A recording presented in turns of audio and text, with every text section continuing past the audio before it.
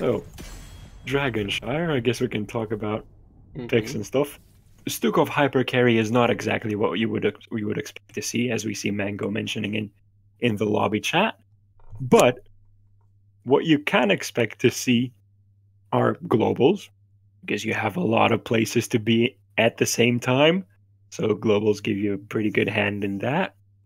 Um, Possibly some solid solo laner Hmm.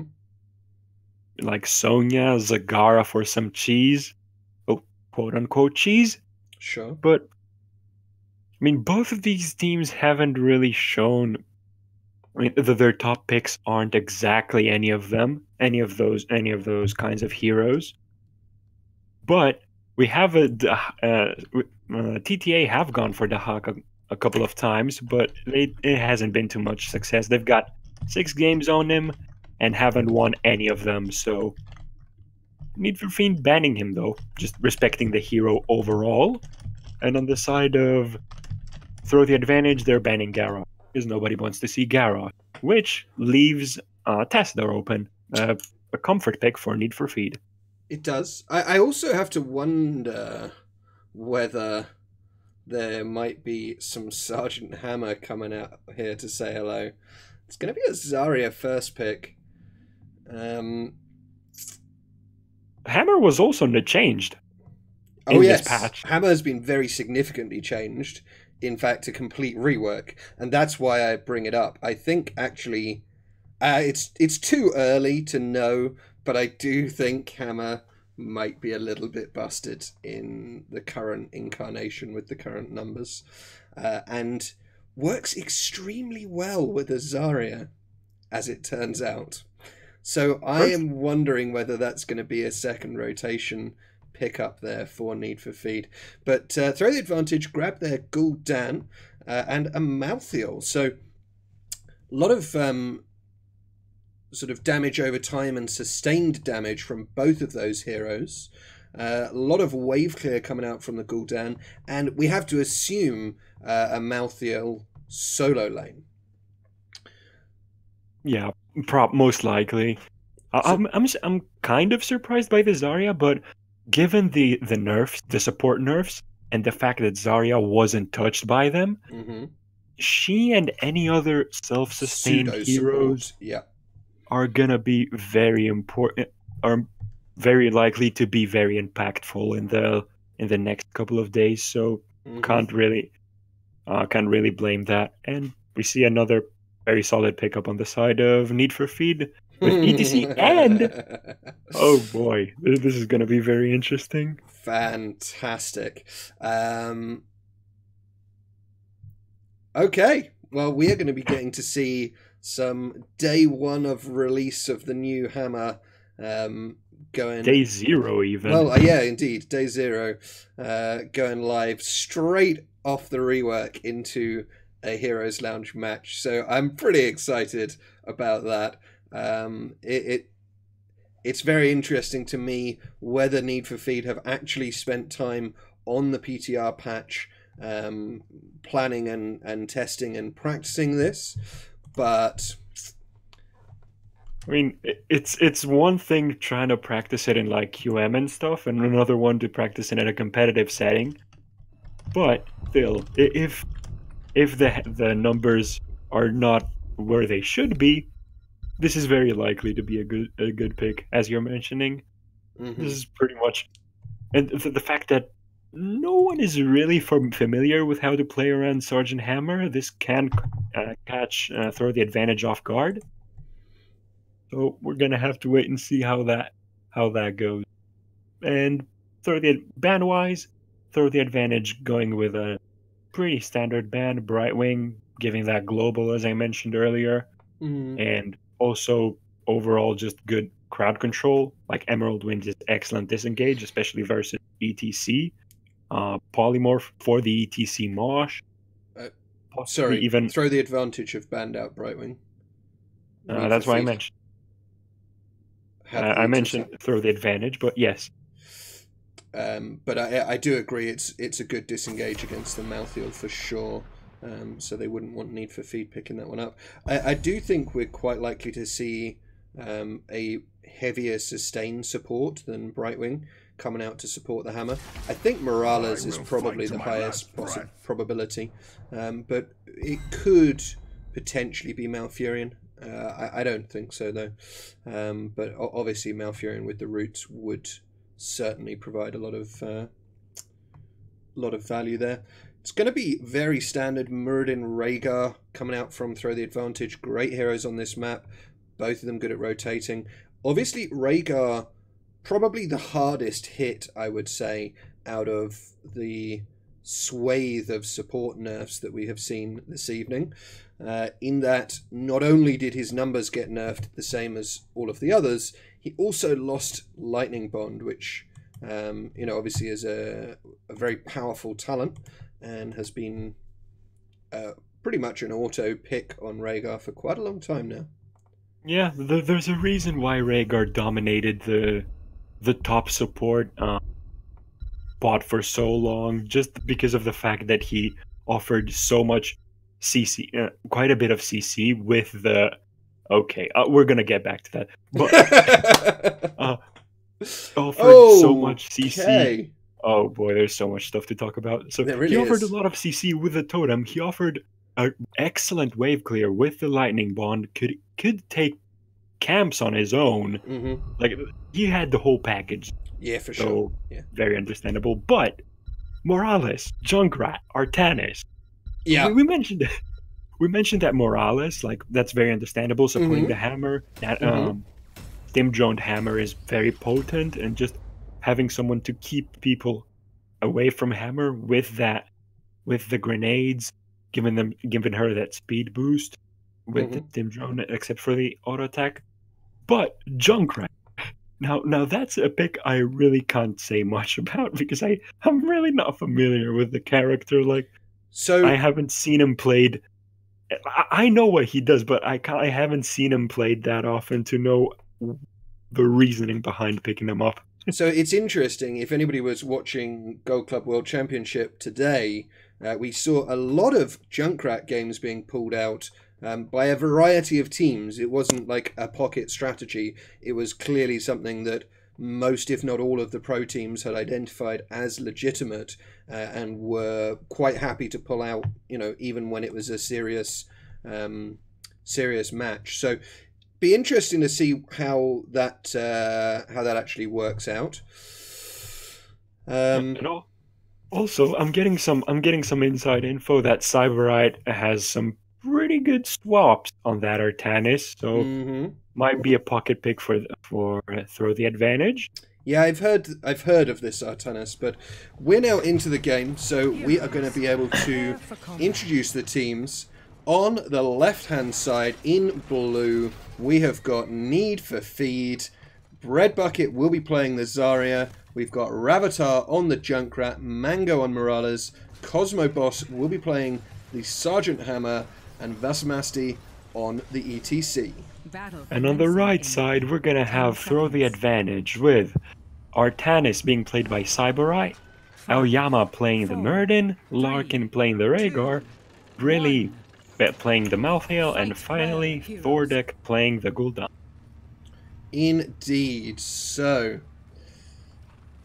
the banter continues in all chat.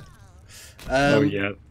So it seems like Junkrat is actually quite a dangerous lane presence. He has a lot of wave clear, does a lot of AoE damage, and I think we may even see Junkrat double soaking here. Is that the play? It looks like Need for Feed are going for a 4-man push, which does make a lot of sense with their Sergeant Hammer. Oh yeah, definitely. I mean, I don't know exactly if Junkrat can pull off a double soak. Like the mine helps him a lot, but I don't know if it's fast enough, and it seems like he will be chilling it for now. So I'm interested to see. They will probably be sending it ETC. Need for Feed will be sending ETC towards the mid to soak that experience. Yeah, but, indeed. Yeah, as you mentioned, the hammer bot lane is pretty scary, especially although Gul'dan is probably one of the better heroes to counteract that. so much.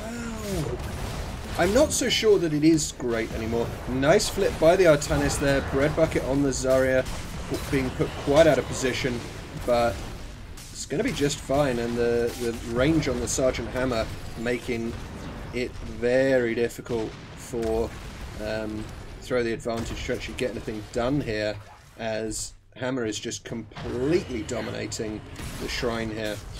Now, on level 1, we have seen Maelstrom rounds here. Oh, nice swap again coming out from Artanis. Zarya once again quite out of position, but Artanis himself is dropping low and does fall down. The shields from Zarya and that huge damage coming out from Sergeant Hammer really doing a lot of work there. And they're now starting onto the wall. Yeah, feel the heat. Zarya showing her power right there. She was almost full energy bashing onto that Artanis. He's not going to last long even with his shields. And apparently, according to DOF's Alchemy, Cosmo is playing New Hammer for the first time.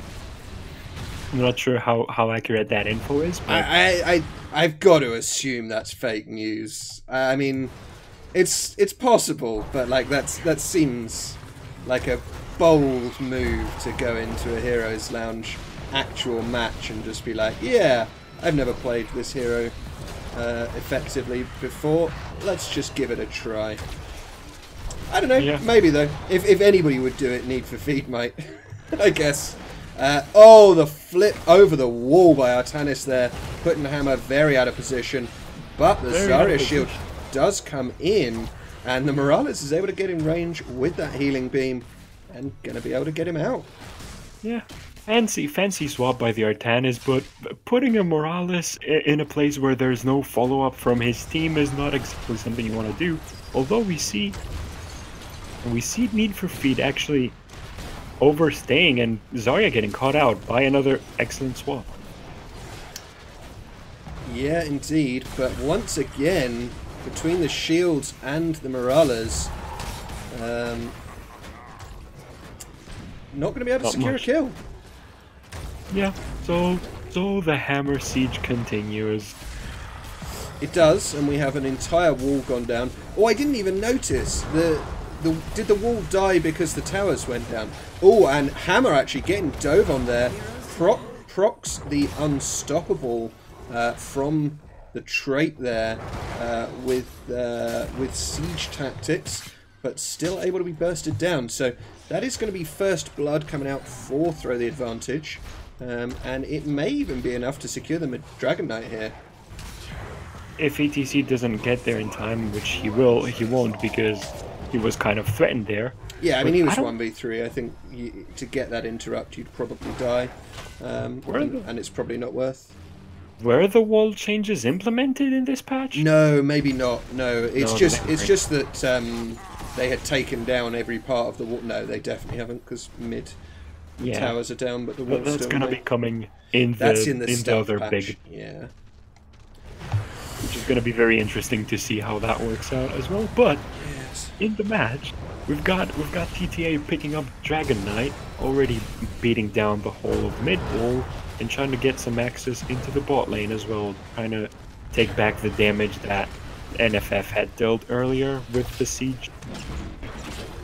Oh, the flip once again over the wall. It is ETC though, and ETC is going to be just fine. Was a nice swap, putting the opponent into the middle of the team, but not going to be able to cut it. Interestingly, we have seen graduating range as well coming in for Hammer at 7. Which is going to make it even easier to provide siege pressure onto the opponent's structures and sort of fortify a point, if you like. The rotation down, though, and ETC was a little bit out of position, but Power Slide's a pretty good ability. Junkrat versus Malthael in the top lane. We've seen this sort of go pretty close to even here. Neither team... Oh, another great swap, but into nothing. There wasn't any follow-up there. Or not enough, anyway. These swaps are fancy, but they haven't really been catching people off guard most of have been putting people into awkward positions most of the time. They were just minor inconveniences, so I I'd mean, like to see Artanis stepping up his game a little bit. Like, I don't yeah, know that I agree with that. I think they have put people into awkward positions quite a bit, but the follow-up hasn't really been there. It's as yeah. though throws. Oh, that's a bold swap, putting the Zarya outside the wall, and the expulsion zone does come down. Bread Bucket dropping extremely low, but here comes the stage dive from ETC, and that's a great power slide there. Ancestral coming out onto Muradin, and Throw the Advantage are going to retreat from this 4v4, which is definitely in their favour because Junkrat had made the rotation all the way down to them, and was potentially going to turn that into a 5v4. But Malthior's getting free value up top, and that's giving a slight XP lead now over to Throw the Advantage. Sorry, we were talking about the Artanis swaps before that all kicked off. I have to say, I think it feels like the follow-up hasn't been there when the swaps have connected. Almost as though Throw the Advantage aren't expecting or aren't playing around the swaps connecting. So, don't know. I'd like to see them definitely sort of refocus in on that, because I think they could have got picks off a couple of the swaps that have already been landed. Yeah, it's the fact that the Artanis is not exactly with the team usually when he does swaps. Like, you could see him pulling people towards their siege camp in the bot lane, but his team was in the lane, for example. Like that kind of stuff. That's mostly what I was. Oh, an about. Amazing Horrify! The expulsion zone comes down from Bread Bucket, and that's going to secure the kill onto Gul'dan. Was a great Horrify, but no kills being collected there. Gul'dan got shut down, and you just had Rhaegar, Artanis, and Muradin not able to actually secure kills on any of those targets. Yeah, with the Gul'dan going down, this is probably this fort in bot lane is gonna be falling on the side of Throw the Advantage. That's just Hammer sieging up and dealing quite a bit of damage in general. Oh yes. But Malthael has stayed dominant in top lane, which has forced an ETC rotation from Need for Feed, and he's still staying there, buying time for the rest of his team to gank people. Nice Riptire there, but Artanis, that was probably counterproductive there, as Junkrat does escape after being swapped. Very and much ETC so. stage dives out. Nice rotation by Throw the Advantage there, but they were unable to secure any kills off it. They can't be too happy with that, I'd imagine. Yeah, I was very much expecting someone to go down. Like you did burn the stage, but still, I wanted to see. I was expecting to see at least the Junk dying. I don't know if he had a mind to jump away. But considering how low he got and just got swapped out by Artanis, I was expecting more. Yeah, indeed. So now we've got, in fact, Need for Feed channeling both of the objective points, top and bottom. Throw the Advantage putting a big presence in the mid lane to make sure that that does not get a Dragon Knight turned over to their opponents. But we'll see. Malthael does rotate up top to claim that shrine. Could potentially allow Need for Feed to find a 5v4, but Throw the Advantage going to be positioning safely enough not to get themselves caught out in that way. Rhaegar and Artanis popping down to their siege camp, just trying to get a little bit of extra map pressure, and Artanis is going to be capping this bottom shrine, but ETC getting the top one at the same time. What I would like to point out is Muradin's level 1 block is going to be getting so much value versus the hammer this whole game. I don't think we talked about this earlier, but block versus that sieged up hammer is going to help you a lot. Not against the Zarya. No, so both the beacons, or shrines, sorry, once again being channeled by Throw the Advantage. And the fight goes down, stage dive and expulsion zone used. Horrify comes out, but only onto Morales there. We do have a sieged, stimmed Hammer going to town, but doesn't seem to be able to getting it done. And although Need for Feed secured the first kill in this fight, Throw the Advantage very decisively finished it off there. Very nicely done by them. A lot of damage coming out from the Malthael and the Tormented Souls. Oh yeah, Throw the Advantage, employing a very well-known tactic very well themselves. I'm not even going to mention the name. Chad have got you covered, don't worry. But yeah, so just getting the Morales killed pretty much nullifies any sustain the team has besides Zarya. Hammer wasn't exactly in the best position to utilize Stim Drone. Like, she was sitting there and firing at people, but as we saw, that wasn't very effective in general. And with the Morales dying, she lost any hope of disengage. Yeah, absolutely. So another DK picked up. Bottom fort gets taken down. Junkrat trying to knock somebody over the wall, not quite able to get it there.